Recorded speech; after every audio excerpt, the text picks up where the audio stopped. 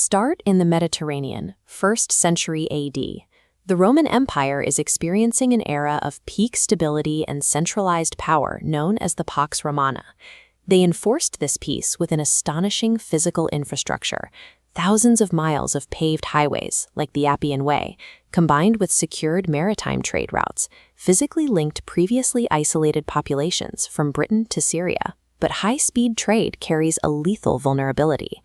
As merchant carts and galleys moved across the empire, they functioned as a delivery system for pathogens. The very highways and sea lanes that built the empire created the perfect transit system for global pandemics. When an epidemic hit a 2nd century Roman city, the damage was immediate. Citizens lived stacked on top of each other in multi-story apartment blocks called insulae. The streets were narrow, and sanitation was nearly non-existent. Ancient doctors had no concept of germ theory. Their bronze surgical tools were completely useless against an invisible viral enemy. Survival meant isolation. Acting purely on self-preservation, families thrust their own sick relatives out the door, leaving the half-dead in the dirt, and treating unburied bodies as refuse to avoid infection. The prevailing religion offered zero practical guidance.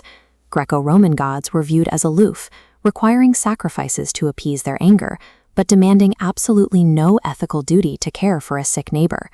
Faced with a massive biological threat, the classical worldview broke down entirely. It possessed neither the logistical tools nor the psychological framework to process, let alone survive, a systemic catastrophe. While the elite and healthy fled the cities, a small marginalized minority stayed behind and walked straight into the hot zones, the early Christians. Their actions were driven by a different theological operating system. While pagan deities demanded appeasement, the Christians worshipped a God who sacrificed himself and who explicitly instructed them to demonstrate their devotion by physically serving others. They also viewed mortality differently. Because they believed in a guaranteed afterlife, death was no longer the ultimate terror, but a meaningful gateway. This neutralized the paralyzing fear of infection. They went block to block, tending to the afflicted. They provided hydration, food, and human comfort, not just to their own families, but to the abandoned pagans dying in the streets. These specific doctrines acted as a psychological engine, producing a highly unusual, coordinated social behavior that the ancient world had never seen. The Christians operated through something called the oikos, a complex extended household network of family, servants, and neighbors.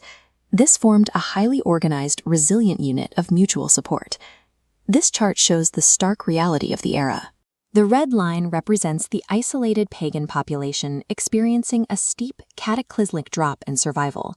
The blue line represents the Christian population, which flattens out and stabilizes. You don't need advanced antibiotics to survive many ancient plagues. You just need someone to bring you water and soup while you're too weak to move. By supplying basic nourishment, this network slashed mortality rates for those unable to feed themselves. Grateful pagan survivors often integrated into the very community that saved their lives, preferring their new protectors over the families that had abandoned them. This compassion created a severe demographic divergence. The Christian response produced a quantifiable mathematical survival advantage during a crisis. When the dust settled, the demographics of the empire had severely tilted. The pagan population was decimated, while the Christian communities emerged larger and highly attractive to thousands of impressed survivors. With these new numbers, the early church utilized the very same infrastructure that brought the plague. Missionaries pushed outward, traveling safely along the established Roman highways and maritime shipping lanes to plant new outposts. They also communicated in Koine Greek, the common tongue of the Pax Romana. This allowed their message of charity to be instantly understood, whether they were speaking to a merchant in Egypt or a soldier in Spain. Scribes rapidly copied gospels, epistles, and organizational instructions, dispatching them across the transit networks to ensure these new, far-flung communities maintained the same disciplined practices. Rome paved its roads to march legions and collect taxes. The early church co-opted that exact physical and linguistic infrastructure to scale their movement. Rome built its supremacy through overwhelming military force and the violent subjugation of its neighbors. The Christians absorbed that empire from the inside out through sacrificial service. They didn't start with political power.